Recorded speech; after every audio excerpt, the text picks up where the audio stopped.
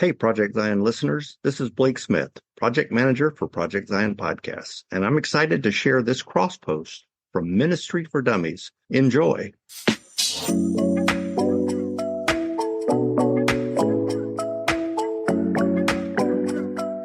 Welcome to Ministry for Dummies, a Community of Christ podcast hosted by the Community of Christ Southern USA Mission Field.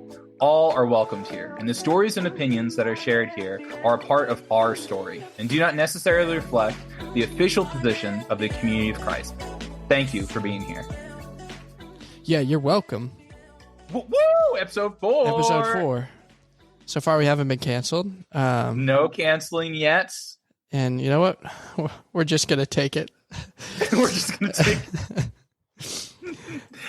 Especially with the varying qualities of our audio each episode to episode. But here's the deal. Dude, that's our hook. You never know what you're going to get. It's been a real... I mean, the first one was tough because you didn't have a mic yet. And then the second one was good because mic situation was fixed. And then the third one, my computer ran out of storage space. So we had to use the backup Zoom recording. So if you listened to our third episode and are still here, that is why... we had to use the backup Zoom recording, and I tried to edit, but Berto was so much louder than me because the Zoom audio is not balanced the same way because I have like a fancy mixing board. Sneak peek there behind the scenes, but fancy, I know, fancy. yeah. It also didn't help that I think I had 30 Boy Scouts at the church, like all, and they were doing what they needed to do, and I was just like, I'm drunk. So I'm going to yell into the microphone, and hopefully Jacob's audio software will balance us out. Rip Jacob's hard drive, though. Yeah, rip my hard drive. I do. You know what I should do? I should just get a new hard drive and get a bigger like SSD or something and put it in this computer. Ooh, that might be Dave. Dave Nee, are you listening? Come on, man. Help us out. Help a brother out.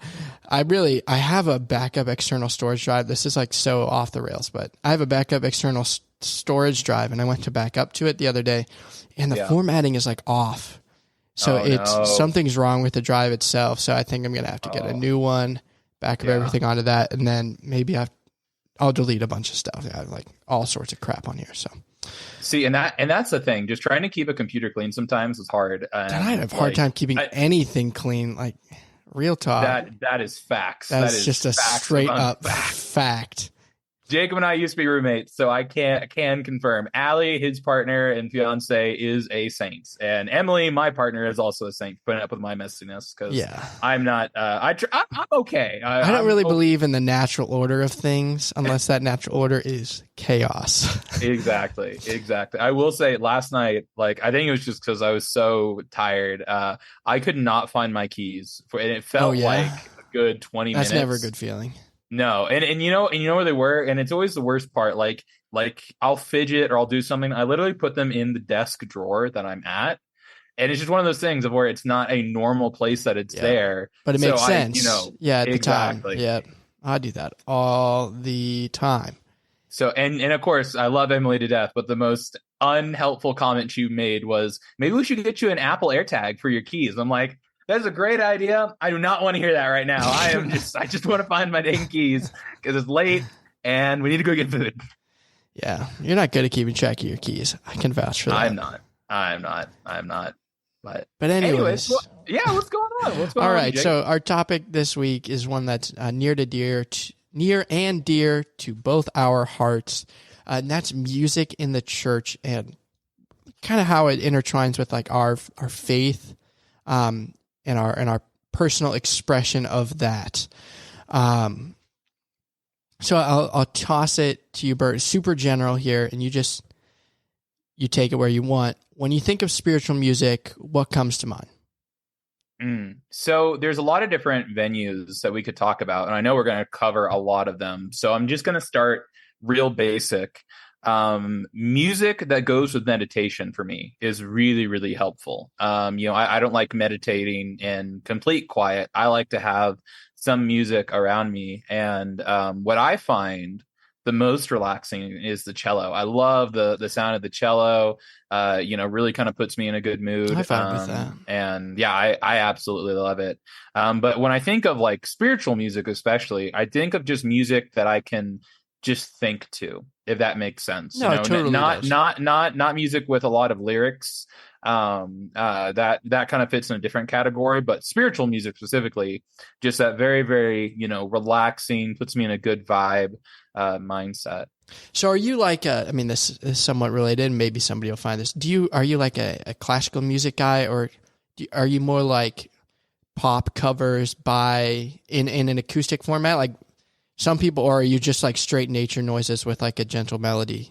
Where do you fall on the spectrum of meditation music? That is hilarious. So it really does depend on the day. If it's a really, really chaotic day, I like classical music. It's something that really kind of calms the nerves, calms down. Normal days, though, I love acoustic covers. Like you said, those are kind of my favorite things to kind of just, prepare myself to. A lot of times before a worship service, if I'm in charge, that's what the prelude will be. But also when it just comes to working, if I'm trying to write on something or study something, jazz is something that I really, really enjoy. There we go. Yeah. A little bit off the board right there. Exactly. See, I love a wide spectrum of music. There really isn't a lot of music that I don't like, which is really kind of fun for people who walk into the church at Wantabo, because you can hear anything from Bob Marley to George Harrison to Post Malone to it really is kind of a wide genre. But kind of picking it back off to you, when you think of spiritual music, what is something that comes to your mind? Well, when I think of spiritual music, I'm a lot like you. Classical music really does calm my nerves. But I'm also a big a cappella guy for when I'm trying to think and meditate. Usually like spiritual music or hymns, a cappella covers of hymns, because I associate so closely with hymns in general. I find that really calms me. I'm not a huge like music when I meditate kind of person. I actually prefer quiet. But definitely when I'm like stressed or something's going on at work that's stressing me out, right, I'll listen to classical music to just kind of soothe the soul, so to speak. Definitely. No, I get that. Awesome. All right. Next question I have here for you. When we talk about Community of Christ, for us, our hymnal is Community of Christ Sings, just came out a few years ago. Well, probably like 10 years ago now. I would say it's 2013, I think, is when it came out. So it is 10 years. So yeah. What are some hymns that you love now that can include like non-denominational hymns or hymns that are specific? Just when we talk about church, a lot of people associate, the music of church is a hymn, right? So when it comes to that, what are hymns that just really, they speak to you? Okay, here's Umberto's hot button thing. There's only one correct answer, in my humble opinion. Singing Spirit of God Like a Fire is Burning at World Conference is the best hymn experience you'll ever have in your entire life. And that is Umberto's hill that he will die on. There is nothing to me that is more sacred, that is more inspiring than having that community gathered every 4 years, that international body, after all the business meetings, all the debates, everything like that, singing that hymn together and hearing it in different languages, hearing it, on the organ. Exactly. Yeah. On the auditorium organ. Like that is a song that's a little bit higher in my range. And I learned it when I was a tenor one, and I'm now a baritone for those who are choral folks. So that's a huge leap. It's a big but I still sing that difference. song high tenor. And yes, my throat is telling me, hey, you need to drop it low. You need to not be that loud. Don't care. I'm busting out that hymn. Push through. I'm busting it. Like that to me. I love that. Now, okay, actual answer. A little bit more Community of Christ focused still. An old path for me is just so beautiful, puts me right in that kind of worship mindset. And especially one thing that I love to do, Jake and I, we shared on this podcast before that we're both Graceland University alumni. They have bike trails in Lamoni, and going and walking through a tree canopy, listening to that song, knowing that hymn was actually written in Lamoni. Oh, that is such a special experience. And then finally, because I'm going to give you three, A hymn that I absolutely love, a little bit more international, is Santo, Santo, Santo. It was one of the first hymns that I've ever heard. An American, United States Community of Christ Church sing in Spanish. My mom always yells that they butcher the song. But it's still cool that, a little bit more of that international flair. It's the song and a hymn that, I associate with my family. So anytime that I hear it, in a congregational setting, it brings some warm, fuzzy feelings, and that's something that I really like. But I know I stole a lot of the good ones and the big ones, but well, actually, you didn't Jacob, take either of my top two. Oh, really? Okay, no, I want to hear it now. What are your top? So I don't know if we've really talked about this on the podcast at all, but I play the piano at every congregation I've ever been at. But I play it a lot more now at my home congregation in Houston. I play it every other week. So I've cycled through probably 300 of the hymns, if I had to guess, probably. And the ones that I play all the time when I'm looking for offertory stuff and have become my favorite is Finlandia, which that's the actual tune, but it's, what's the non-denominational, Finlandia song? We're doing our research. We have our research department for Ministry for Dummies. Yeah, really. It's we rest on thee, and in thy name we go. But it's like this is my home. That's right. So this is my song. Yeah, there we go. Yeah, that's a the good tune. One. That's yeah. A good so one. I love that song. I love the harmonies, and I love the chord progression through the build up into the chorus. I will never not love that song. I love the lyrics that we have to it. I love the tune. I love everything about that hymn. Really feeds me. Another one that I know, Umberto, this will speak to you, is Great Is Thy Faithfulness. Love that. You'll love know that if anybody here has played hymns or plays the piano, can look at the sheet music, you'll understand why these are my favorite and why I like playing the hymns all the time at church. This is what speaks to me and why I've kind of fallen in this pattern, but that's definitely number 2 for me. That's another non-denominational one. And then my third one is more of a lyrics-based one, which is For Everyone Born, because that's a newer one to the Community of Christ, and I'm pretty sure it's Community of Christ exclusive, for lack of a better term. But that's a newer, and the lyrics they hit home for me. So I love that. I love that hymn. Yeah. I especially love the added verse that the Canadian Beyond the Walls congregation kind of introduced to the church during COVID.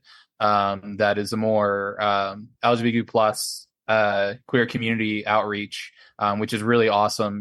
I think one of them is a chalice of grace, which I love that inclusion. So really, really awesome stuff. Yeah, no, all great ones. Yeah. Another one that I love is Be Thou My Vision. Oh my gosh. As a baritone, you can rock that hymn like nobody's business. Have a really good resonant tone. And again, we've kind of hinted at it. Jacob is a lot more musical than I am. I was in the Graceland choir. I think the only reason that Jacob wasn't was because of time. And my own personal elitism, but yeah. Oh my gosh, he's such an elitist. Yes, he is. But Jacob is very, very talented, can play the piano so well. And I've done choir, so this is something that I knew that Jacob and I, we love music. We love music, and especially church hymns. Because that is something we both grew up around. So that was kind of the reason for this topic. I don't know if Be Thou My Vision is fantastic. I don't think this is a question that we set aside, but maybe it's one that I'll pitch to you now. Like, how much does music play into your faith, right? In terms of how you worship? Like, for me personally, it's a really big part of how I worship. For two main reasons. One, it's an act of service for me to play the piano, and I'm an act of service person. If you believe in the love language, even though it's all pseudoscience and crap, there is still validity in terms of how I feel about that, right? So it's an act of service to me to play the piano, and therefore it's a big part of how I feel I'm giving back to the community, right? So that's big for me.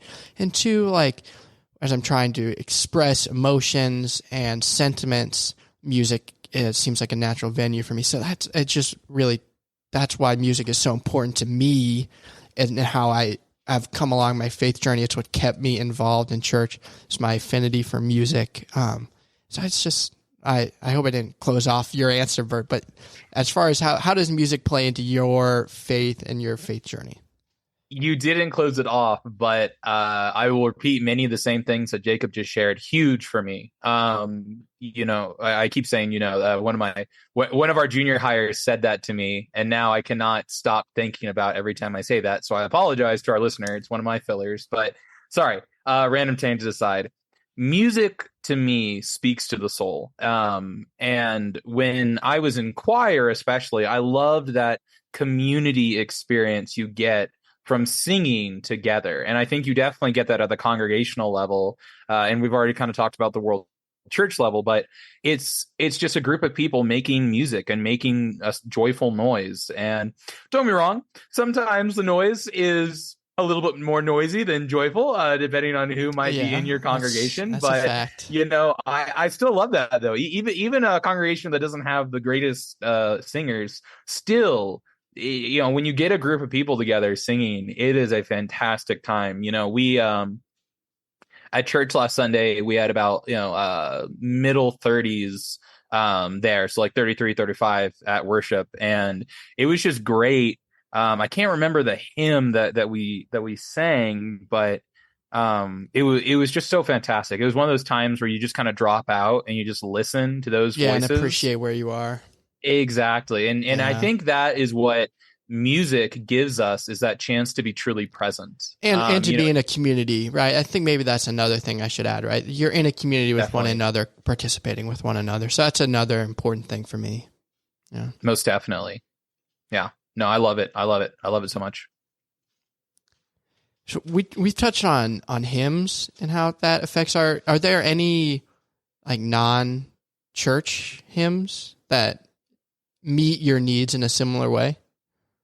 Yes. So, when my grandpa died, my grandpa Tinsman, the song that for some reason continued to pop into my heart and soul was there are 3 wooden crosses on the side of the highway. I think that's the title of the song. It's an old country song, a really, really beautiful melody. And it's one of those songs that really fed the soul. A song that probably more people would know.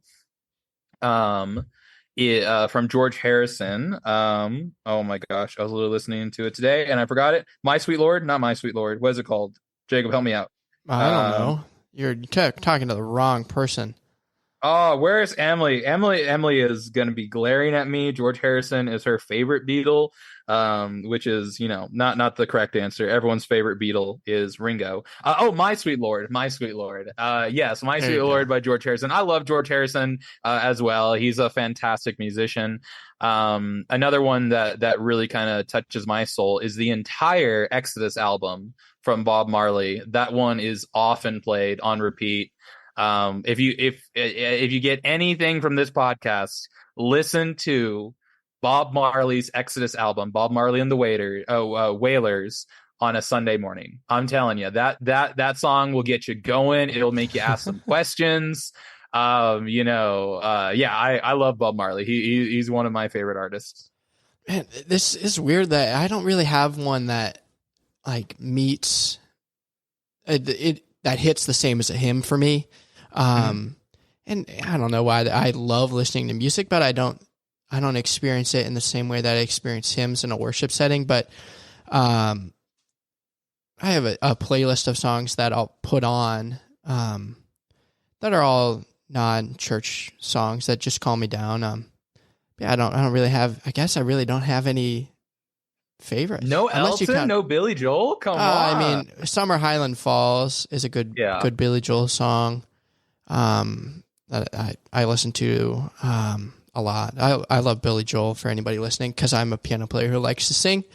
And that's just, we have a similar voice range. So that's definitely a good one. And I have a playlist from when we did Afterglow that summer, Bert. I listen to that playlist every once in a while. And, songs like Rivers and Roads, I'll Fly Rivers Away. and Roads. Right? I mean, there's a lot of good ones on there. Roll Away Your Stone by Mumford and Sons, right? It's a lot of good songs that it's not really the songs themselves. This is what I've come to realize. It's not really the songs themselves for me. It's the memories I have associated with the songs that bring just me generally calm and peace. So yes. So I'm gonna be real, gonna be vulnerable with our podcast. Jake and I, we're 3 years out of college, and we're starting to, at least I am starting to reminisce, think about, good old college days. But that song, River and Roads, anytime I think of Lamoni, I play that song because Afterglow was the contemporary worship services at Graceland, and Christina, I just blanked on her last name. What was her last name? Christina. What's it? What? Christina Cook. Yeah, thank you. I don't know why. Sorry, Christina. Oh, now I feel really bad. But she would sing and play that song so well, and always kind of got me in that right spirit. So I especially think of sunsets in Lamoni when I hear that song, and it's just so beautiful. Mm-hmm. Yeah. Another song she sung really well was this is why I'm not good at this podcast. Are you sure it wasn't Oceans? That's the song I associate that one with Christina. Yeah. Yes, that's a good one really too. I used it at worship a couple weeks ago, and wonderful song. Yeah, I mean, she's super talented. So she is, and she does things at Spec now, which has been really cool to see. Another young adult in the church. Shout out to her. I didn't know we were talking about her, but hey, shout out Christina. Hope you're doing Christina. Well. But her gifts, I guess it was talent. A year ago. Her, Daniel Harmon. So talented musicians. Mm-hmm. It's very envious. I have tried again and again to play the guitar and to play the piano, and I can play bass a little bit, not as good as some of my other friends. But I'm always so impressed with people like Jacob who can play just so well. And we have 600. I think we have 664 hymns, and I know Jacob can probably play almost all of them at the drop of a hat, which is just so impressive to me. Well, anybody can do that if you can read sheet music. This is true. And I can read sheet music in the choral sense. I can sing and follow along, but playing the piano, I know how to play one hymn, and it's Santo Santo, and it took me 3 weeks to learn. It was so difficult. I was like, oh my gosh, you can't do it. But awesome. Very cool. So, okay, kind of, going down, so let me ask this, because we've talked about, Jacob, you performing at church before. And yes, he did do choir before he was too good for Graceland choir, whatever. I'm rolling my eyes, insert roll eye sound effect. But have you ever had a spiritual experience while playing or performing? Let me ask that. Have I ever had a spiritual experience? I mean, not like a profound vision or anything like that, but I've had moments where I've been really touched and almost feel out of body experience. Yeah. I never met, this is, I promise, relevant. I never met my grandpa on my dad's side, right? My dad's dad. He passed away before I was born. But his favorite, what I have heard is his favorite Christmas hymn was, I Heard the Bells on Christmas Day. And so I played that at a Christmas service a couple of years ago. Maybe it was last year. Played that before Christmas. And I just felt like I wasn't alone.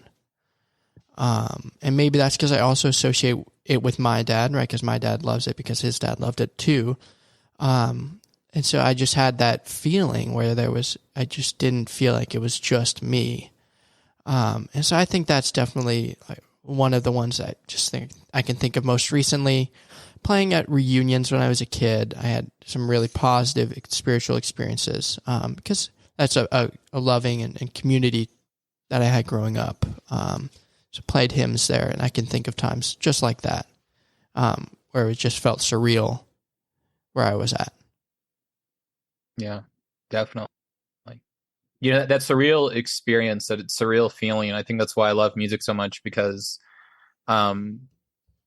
you can just get lost in it. And it's beautiful when that happens, when you kind of hit that flow. I think the movie Soul talked about that. You get into that rhythm, you get into that flow, and it's so true. And when they described it, I was like, yes, that's exactly what it is. For me, the last time that I performed with the Graceland Choir was a really special concert for me. And I didn't even realize it was special when I did it, because I believe it was a Christmas concert at Graceland. Yeah, that makes sense. And I wasn't going to do choir anymore after that, because I was student teaching. But the choir director said, oh, you can, we're doing a lot of the same music. You'll be able to squeeze in, and I know you know how to sight read. You'll be okay. But because of COVID, no, that didn't happen. So yeah, that was kind of my last real concert that I was a part of, and I couldn't ask for a better one.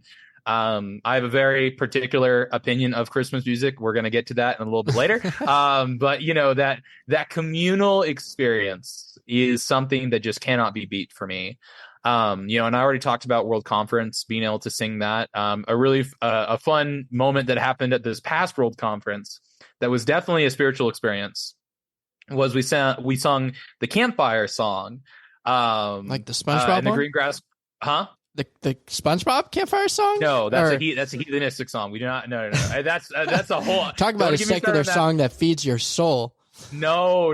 Stop that. It was the Green Grass Girl, Around and Around. Yes, that's definitely that at World Conference. That's definitely better. Amazing. That was so funny. To do that and to hear all the different versions, because there's many different versions to every campfire song, which is always fun for me. But yeah, those are just experiences that I finally look back at, that music is definitely at that heart and that joy that comes from singing, most definitely. Mm-hmm. Well, you want to get to it now. This is the official hater segment brought to you by the Southwestern Community of Christ. Bert, I'm going to put on yakety sax. You won't be able to hear it, but I promise it's there.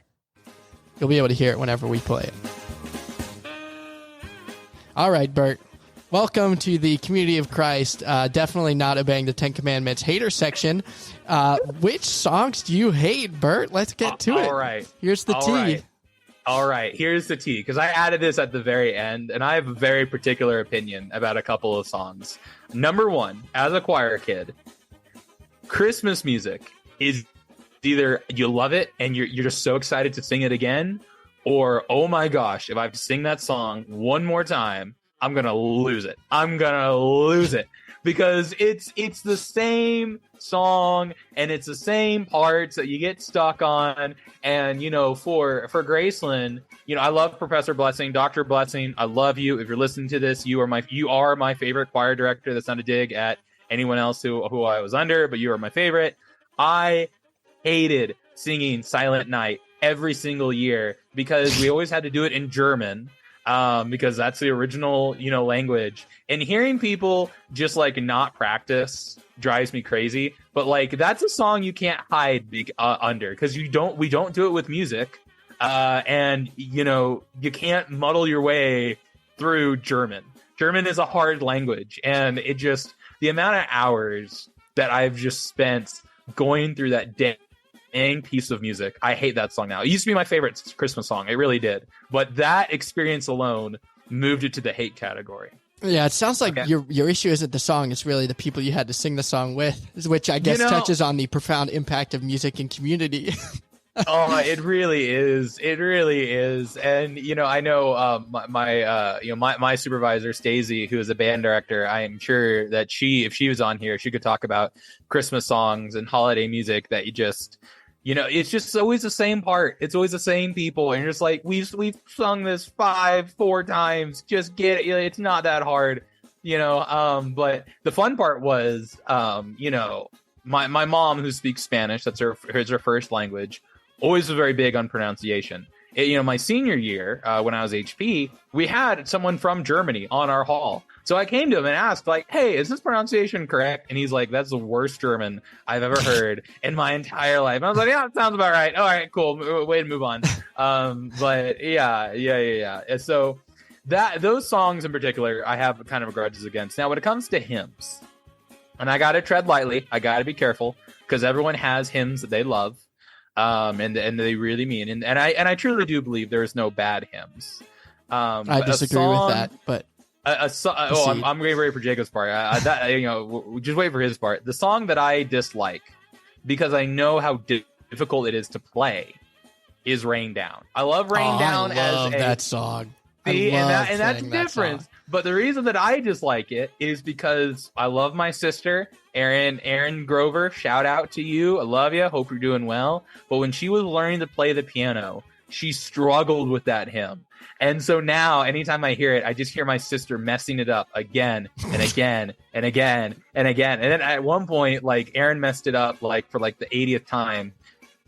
And me and my mom turned around simultaneously and said, so anyways, long tangent aside, that song has a warm spot, but definitely kind of a, oh my gosh, brings me back to that time and place. Yeah. So Jacob, the actual musician on this call, what are some songs that you personally might dislike that others might love? Man, number one for me is Draw the Circle Wide. I knew you were going to say it. Oh, I hate that hymn. You've broken my Hoffman's heart. It is terrible to play. People do not know how to sing it. People don't know the words. It's got like 5 or 6 verses. The chorus is long. It is a terrible hymn. Terrible. The words are nice. The meaning behind it is nice. If you like it as a poem, congratulations. If you like playing it, you're a psychopath. The songs, nobody can sing it. It's hard to play because you have to play it slow so people can keep up. And then you just end up dragging through the whole piece. Terrible hymn, not meant to be sung with people who are just for the first time learning the hymn. It's just, it's not built for it. Well, you see, for Draw the Circle Wide, that I was nervous that was going to happen to For Everyone Born because they both have kind of that awkward pause at the end. Mm-hmm. But for some reason, we've been able to push ourselves through For Everyone Born. But I will admit, if it's a congregation's first time singing Drawing the Circle Wide, they will struggle. Yeah, it's brutal. It's just got such a tough learning curve, and we haven't gone through it. And none of the congregations, I've been in 4 congregations since the hymnal was released. 0 for 4. Straight up 0 for 4. And it's not like I only played it once in each of those. I played it multiple times, people don't pick it up. And again, I'll legitimize what Jacob said. It's a hard hymn. Like, it's a hard hymn to play. It's a hard hymn to sing. But the music or the message behind it is beautiful. Which is why it's in the hymnal. Yes, when it is played correctly, it is a beautiful hymn. But no, it is very difficult. The learning curve is hard. I'm trying to think of other hymns. I like Christmas music. I think I like most of it. Some are better than others, but I don't really have the same beef you do because I didn't have that like negative experience associated with a song like that. I don't really have any in particular. I mean, there are some in our hymnal that are clearly in the hymnal because of the lyrics and not because of the music. And then you just kind of end up with like a really basic melody, and it's just not fun to play. So I think that's just a personal preference. Like when there's not good harmonies or like it's boring. You're like, this really is pretty basic and irrelevant. But yeah, I think that's what sticks out to me. Yeah. Right. No. I turned off our yakety sax music. Oh, okay. I didn't know that was still playing. Sorry. But I have a really long loop. Exactly. Oh gosh. All right. So we made everyone angry by what we said. Now we really pushed them over the edge of having that play in the background. That's right. Great. I mean, it's a circus, right? If you're hating, it's a circus. Exactly. Music's appropriate. Exactly. Well, as we're kind of transitioning, is there any kind of last things we want to say about maybe the importance of music, in a church, in a faith community, or anything that kind of comes to mind? Absolutely. I mean, if I had a penny for every time that I was in a congregation where the topic of modernizing music was brought up as a way to attract new members, I'd be loaded. Man, I'd be loaded. Because there's a skew there in terms of what people prefer, whether that's modern Christian music or secular music or hymns, right? I mean, I'm a hymns person. It's just how I grew up. It's how it's what I associate in that environment, right? It's just a personal preference. And I think it is really important just moving forward as I mean, just speaking for my congregation alone, it's important for us to decide what the right balance is, and if we think that, modernizing our approach will bring in a different crowd, or will we just be playing the new music for the same people? Will it really make a difference? I think it's a huge, and maybe I should have put this question at the beginning, like how we approach that. And because I know people our age, they leave the church to go to other places with a different musical approach because of the music. I think it's huge. It is a really, really important facet of worship for everybody, even if they don't realize it. So that's kind of where I sit. Yeah, definitely. I want to talk about that because that goes into an interesting thought process. For me, I was so against the modernization of music, and for one reason was because a lot of the churches that I had negative experiences with were those churches that had the big bands and the light shows and things like that. And so I kind of shunted almost all contemporary Christian music into it's for the money. It's the quote unquote bad stuff. Like, I mean, a lot of it is, but yes, you know what I mean? Yeah. And it really wasn't until this past summer, shout out to Jacob Romig for kind of opening my eyes of like, actually, there's some pretty good stuff that's there. Yeah, you kind of need a filter. Yeah. I mean, with anything, right? With anything, but if you can get, and I think that's kind of the key of maybe pastoral ministry, is you kind of have to do things for every type of spirituality type, and recognizing that there's going to be people who are going to absolutely hate it, who are going to say, nope, that's part of that badness, or that's that newfangled blah, blah, blah, blah. But there's also going to be people that are like, actually, that really gets me going, that pumps me up, and then I can worship effectively. So I think it's just like you said, it's knowing that balance.